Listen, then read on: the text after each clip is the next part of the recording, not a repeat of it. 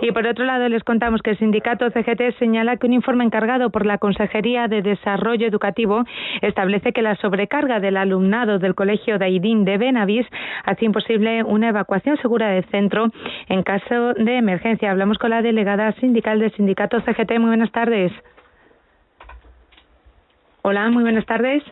Hola, buenas tardes. Como decimos, un informe técnico apunta que la sobrecarga del colegio haría inviable, ¿no?, una correcta evacuación, una segura evacuación de este centro en caso de emergencia. Recordamos que este colegio está diseñado para 150 alumnos y que ahora mismo hay 600 entre el edificio principal y las prefabricadas.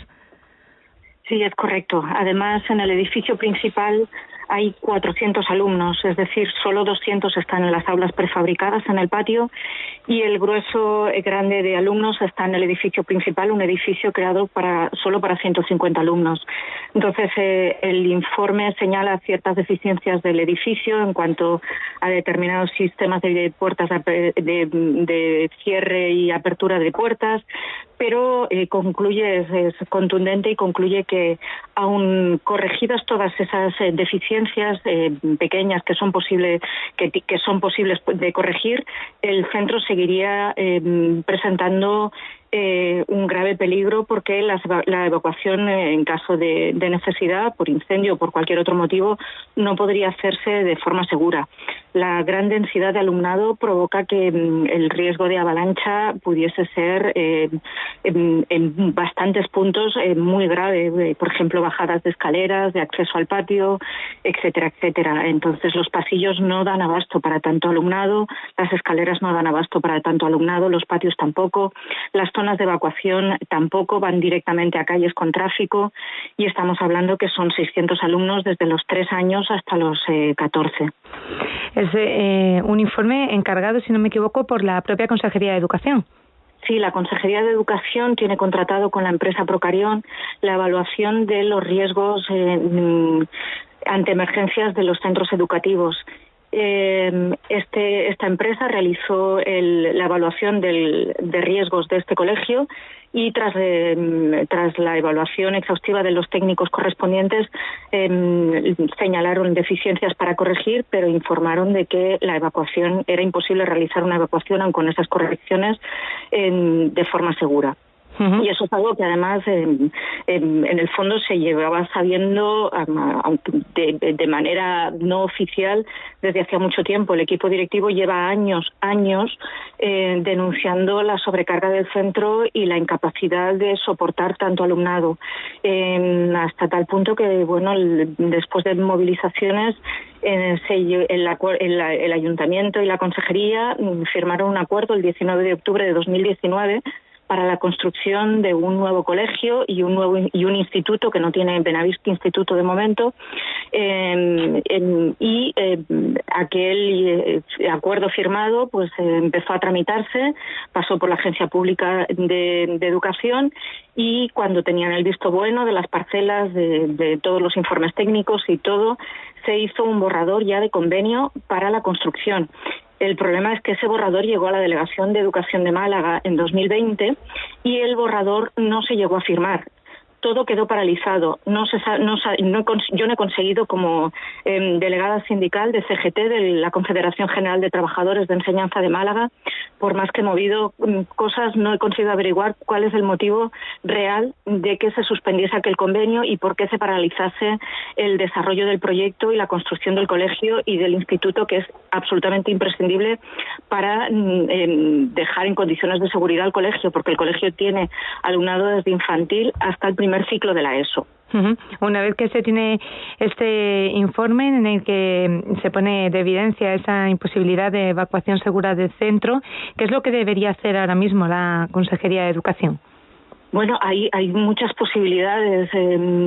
Yo les he sugerido, pero vamos, yo todavía no hemos conseguido tener una reunión para este tema más concreta. El AMPA, que se está moviendo muchísimo, el AMPA de ese colegio, y con el delegado, pero a mí como delegada sindical lo único que se me ocurre es algo que se ha hecho, por ejemplo, aquí en Marbella con otros centros que estaban sobrecargados, y es la construcción de una sección. Eso consiste en buscar un terreno del ayuntamiento para provisionalmente poder acoger a todo ese alumnado que no cabe en el edificio con módulos prefabricados. Entonces, mientras se ejecutase la obra del nuevo colegio y del nuevo instituto, podían estar separados en 2 centros, uno dependiente del otro, pero con un espacio de patio y con un espacio suficiente para que el centro no tuviese 400 alumnos en un mismo edificio y el patio completamente lleno de aulas prefabricadas. Tiene 5 módulos prefabricados, son 10 clases, estamos hablando de unos 200 y pico alumnos. Uh-huh. Entonces, es inviable otra solución. Hasta hablan de que mínimo de 4 o 5 años se puede tardar en construir un colegio. No se puede esperar 4 o 5 años. A mí lo que me informan en delegación es que los grupos del primer ciclo de secundaria obligatoria, primero y segundo de la ESO, al año que viene van a pasar a centros de San Pedro, a institutos de San Pedro de Alcántara. Pero aún así son solo unos 100 alumnos menos. El colegio seguiría quedándose con 500 alumnos y seguirían entrando alumnos de 3 años todos los años. Es decir, la situación es insostenible durante 4 o 5 años mantener un colegio con 500 alumnos. La sobrecarga a la que está sometida el profesorado y el equipo directivo es brutal, porque entre que no hay espacio, han tenido que dividir los espacios hasta el punto que hay clases que se están impartiendo en espacios que estarían destinados a la mitad del alumnado. A veces hay clases en las que se desdobla para que puedan ser atendidos por distintos profesores y haya la mitad de una clase con un profesor y la mitad de la clase con otro profesor y tengan espacios más pequeños para eso. Pero es que se está dando clases de grupos completos en un espacio destinado a la mitad de alumnos. Es decir, en la mitad de lo que es una clase normal se está atendiendo a un grupo completo. Eso también son problemas de convivencia. Lo mismo ocurre con los lavabos. Los lavabos para 150 alumnos los tienen que usar 400. Todo eso también genera problemas de convivencia. Todos los espacios que tenían específicos los han perdido, no tienen prácticamente ni sala de profesores, es un espacio pequeñito con 4 ordenadores, no tienen aula de música, aula de informática, no tienen gimnasio. Para hacer actividades deportivas el patio tampoco les sirve porque está ocupado con las prefabricadas. Tienen que salir del centro, llevarlos atravesando por un puente, que hay un barranco por debajo, solo protegido por una barandilla para llevarlos a pistas deportivas del ayuntamiento. Lo mismo ocurre con el recreo. Todos los días tienen que cruzar una calle con tráfico para llevarlos a un parque para que tengan patio, para que tengan recreo. Tienen aulas incluso en fondos de pasillo. Ahí la atención de alumnos, por ejemplo, extranjeros que acaban de llegar, pues aunque son un 70% de extranjeros en el centro, tienen solo una profesora especializada para enseñarles español a los que acaban de llegar y están trabajando en el fondo de un pasillo. Han convertido el fondo de un pasillo en aula. Eso ha hecho que en 2 aulas no haya salida de emergencia. Por norma, toda aula de un colegio, de un instituto, tiene que tener 2 puertas de salida, porque si se bloquea una, tiene que haber la otra disponible y además porque tiene que haber la posibilidad de evacuación rápida y para eso las 2 puertas son necesarias.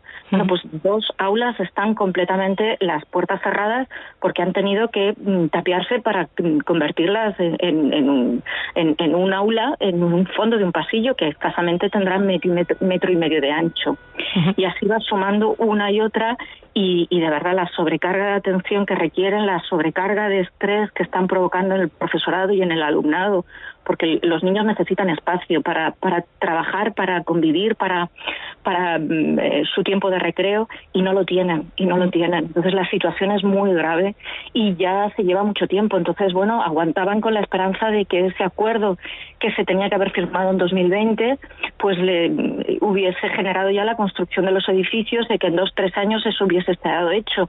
Pero es que estamos ya prácticamente en 2023 y el acuerdo sigue en un borrador sin firmarse y no hay explicación de por qué ese convenio ya firmado y acordado no se firma y se empieza a construir.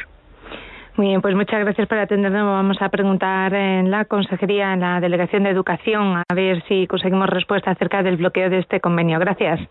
Muchas gracias a ustedes. Hasta luego. Saludos a todos.